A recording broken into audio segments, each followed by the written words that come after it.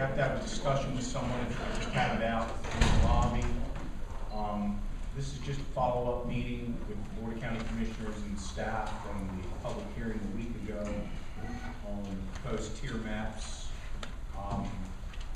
If that members of the board, we sat through quite a bit of testimony, received a lot of emails and letters, and probably face-to-face correspondence in our normal travels.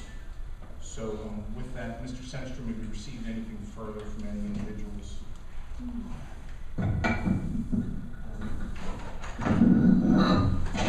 Mr. President, members of the board, subsequent to the hearing on September 4th, we reached out to the municipalities with the exception of Rising Sun, since they were in attendance at the meeting, and provided you with their comments at that meeting, requesting the remaining 7 municipalities to provide us with any comments they may have. We have received comments from the town of Cecilton, from the town of Chesapeake City, and from the town of Northeast. Chesapeake City's comments are that they are not yet ready to make comments. The Planning Commission meeting will be meeting shortly, and they hope to have comments thereafter. Cecilton's comments were that they were fine with the tier map as it relates to the town of Cecilton. Of course, you heard Rising Sun's comments at the meeting on the 4th. And the town of Northeast's comments are that they're fine with the map with some minor tweaking around the periphery of their growth area in their comprehensive plan that they have highlighted as an attachment on the email that they sent in to us. So that's where it stands in relation to the municipalities as of this date. Director Senstrom, we had a meeting with the Maryland Department of Planning almost a month ago, and they came in and made some comments on our proposed map. We asked them some questions. Some of them they answered immediately on the spot. Some they said they were going to put on a clipboard or something to that effect. Have we heard anything back from the Maryland Department of Planning since our meeting? No. Mr. President, after sitting through 2 public meetings on this topic, I think the message from our citizens was clear. And I think they want us to fight this, and I think we should fight it. I think rather than this afternoon just adopting a maybe unlawful or watered down map, I think that maybe protects the property rights of a privileged few at the expense of the majority. I say to hell with the maps, and I would recommend, I hope the board will join me, that we would instruct our council to contact the attorneys with the other rural counties and perhaps begin a lawsuit against the state of Maryland. And I would like to be able to talk to Wayne Stafford and others after this meeting and get them to assist us in this effort. So I would hope the board would agree with me on this. Okay. Discussion on that? I don't have a problem with moving forward with the other counties and getting a legal opinion on the cost and the benefits and the probability of a positive outcome. But I know in the law there is a provision that if we don't provide a map, that there are bad things going to happen. And that will be the Maryland Department of Planning will start doing some of our planning for us, or they're going to oversee our work. And I don't want that to happen. So, They've already started planning for us. Let Commissioner Hodge finish. okay, Yeah. they have, but they're going to get a lot more stringent. They're going to do a lot more of it.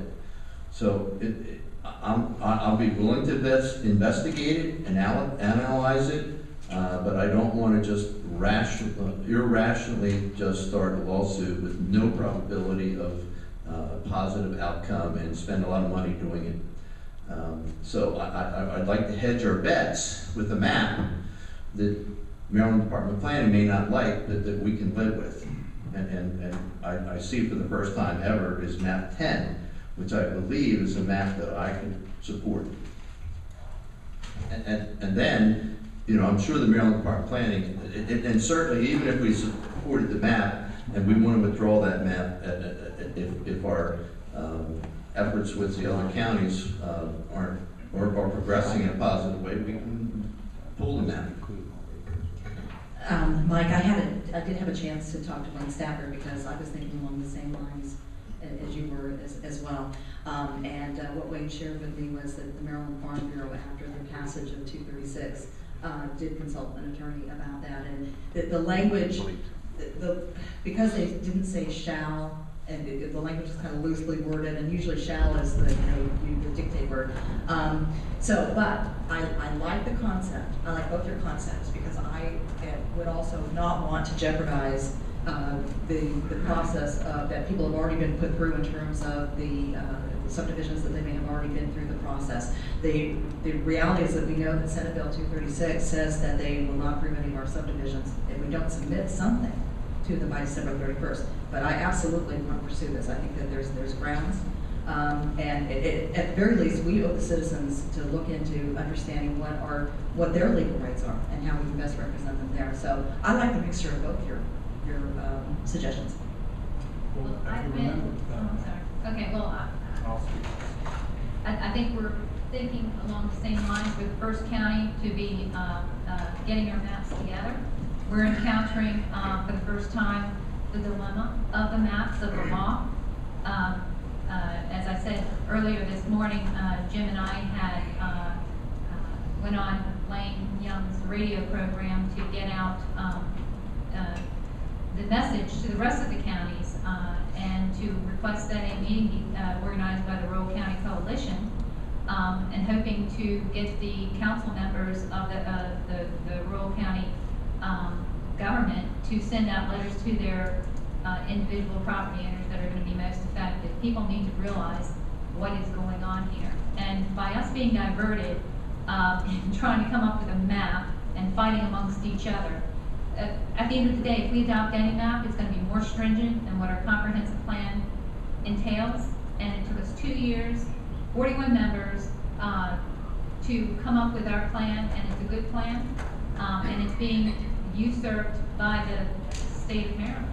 They're interjecting themselves. And as I said this morning, I support standing up. I was going to say, everybody's probably received an email on Friday from Ray Insurance from Will County's Coalition, and it had a list of items in there. You guys probably didn't get it. Can't hear. A list of items in it of how to kind of fight back on this and how to kind of come together. I had mentioned this morning that on the 19th that there's going to be a meeting with all of the Rural County coalitions, and we're not the only county going through this. I mean, we joked around about it that when this bill was first introduced, that you got to be crazy this thing wouldn't pass, but sure enough it did. So I'm on board with what you're considering.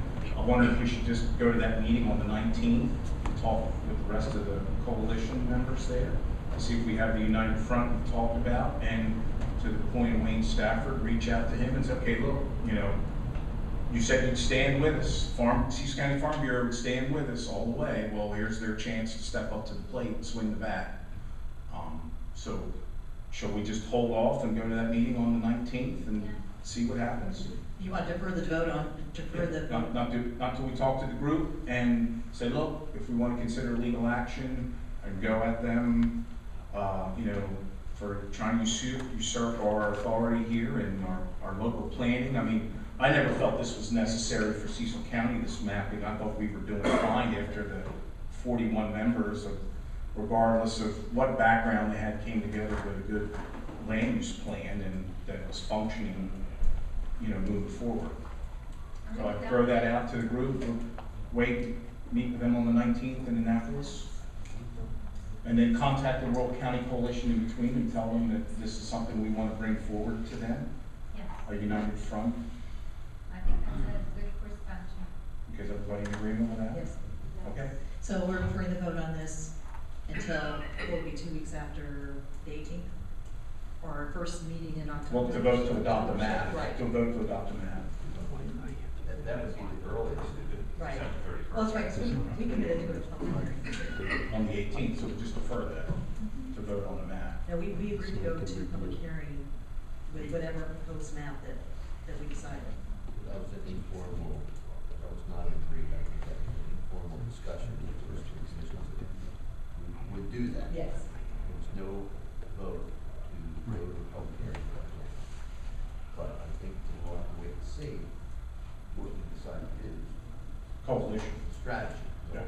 The whole strategy needs to be reanalyzed, but it won't be until after the 19th. Yeah, it'd be the 19th would be Wednesday. sorry to delay this on you gentlemen, but. Also, could you Council- email us draft map 10? Because I haven't seen that. How about you do 9 and 10? Can, Gary, while you're here, can you explain, in the southern region, what, if you have 1,000 acres, if you have 1,000 acres in the southern area, you can only do a minor subdivision of 5 lots. If, excuse me, if one of these maps ultimately gets adopted and in the southern area, south of the canal, I'm assuming you're talking about if it's tier 4, ultimately Right. what it winds up to be, then based on our calculations right now, we're not gonna be able to meet the 120. Based on David's analysis that he has done of the entirety of tier 4, so that means that in those areas, whatever winds up to be tier 4, on whatever map is adopted, individuals, if they have full minor subdivision eligibility, would only be able to do potentially 4 new lots, with the 5th being the entirety of the remaining lands.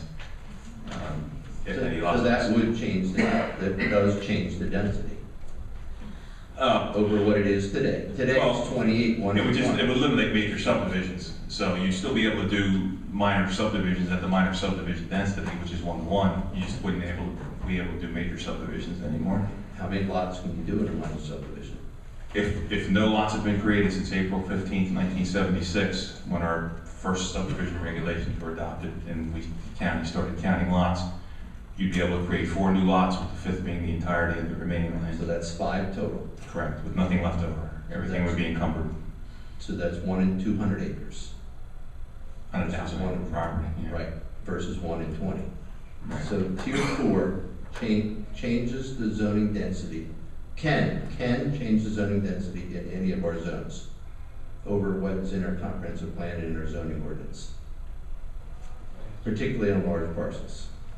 Well, an example such as that, that's correct, but if you're on a 10-acre property, you'd be It doing would it have on, less it'd be impact. 1 to 2. Yeah, that's, I mean, it's, The smaller the parcel, the less the impact. The larger the parcel, the greater the impact of this little tiering map. Aaron, the net density yield calculation, is it more difficult for us to meet the 1 in 20 exemption if we have 2 different densities for our ag district?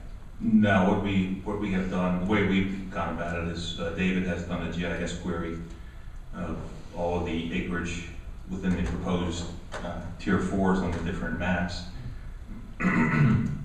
Backed out all the preserved properties on that, whether they're state-owned, federally owned, county-owned, or have preservation easements on them. That has given us a net acreage, and then that has been divided by the number of existing parcels that are within that net acreage, and that comes out to a density yield, in some cases, of 1 unit per 13.5 acres, in other cases, 1 unit per 14.5 acres approximately. I believe David is still in the room. Yes, sir. Had the map, see, but if you want to get into the minutiae of it, he could probably do that, but that's just a summary of how we got to our own analysis of the tier 4s. So it really doesn't take into account the densities, because what we're trying to do is determine what the actual units per acre is within the tier 4, and as you know, the law says it has to be less than the 1 to 20. Eric, and if we went ahead and, made up our map and it was tier 3 for those areas that we wanted to preserve the 1 in 10 density, or the option of the major subdivision, what other restrictions in SB 236 would apply to tier 3? Excuse me, in the tier 3, the individuals would have to do two things that they don't have to do now if they come in with a major subdivision. One would be what I'm calling a cost-benefit analysis that they would have to present to the Planning Commission, showing what the impact of their project would be versus what the proposed expected taxes to be generated by that would be to the county. And the other part that they don't have to do now is an environmental assessment, in essence, showing how the environmental impacts of their proposed project would be confined to their site. And is there a chance, I know that the septic or the well testing is done by the state health department, correct? To get a groundwater appropriation permit? Yes. That's done by Maryland Department of the Environment. And could that also be a hurdle, an additional hurdle for?